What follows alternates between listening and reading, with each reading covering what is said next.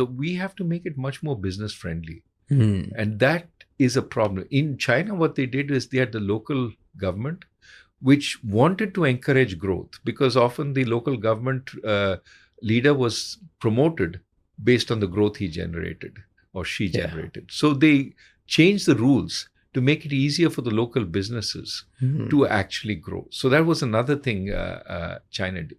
Third thing China did, which is going to be very hard in our democracy, is they actually suppressed unions. The unions were all departments of the Communist Party, and the Communist Party said, you'll do what we say. They suppressed the unions and they kept wage growth low. Hmm. So workers were paid less than their productivity, which of course meant that firms were looking to hire a lot of them, and they grew much faster. Last thing that China did was it kept the exchange rate really low. So Chinese goods were seen as really, really productive. And put all these together, they grew their manufacturing. But who paid the price?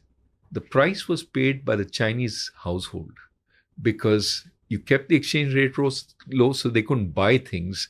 Things were much costlier in China because you had to import some of the goods at high cost. They also didn't pay them enough.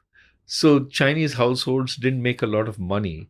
So one of the big disparities between China and other countries is you look at the consumption levels, how much households buy and consume as a fraction of GDP. It's really low.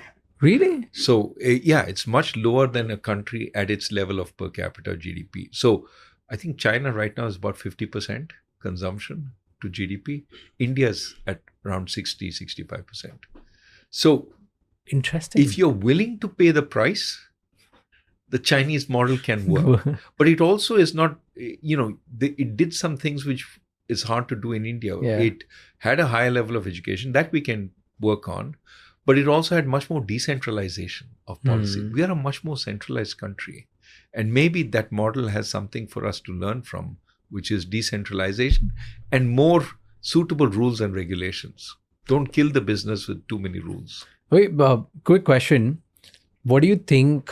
America is a superpower right now. China is another in making. And then India is somewhere there. Like people are banking on India's growth for next 10, 20 years, right? What do you think? One thing, if you have to highlight, what is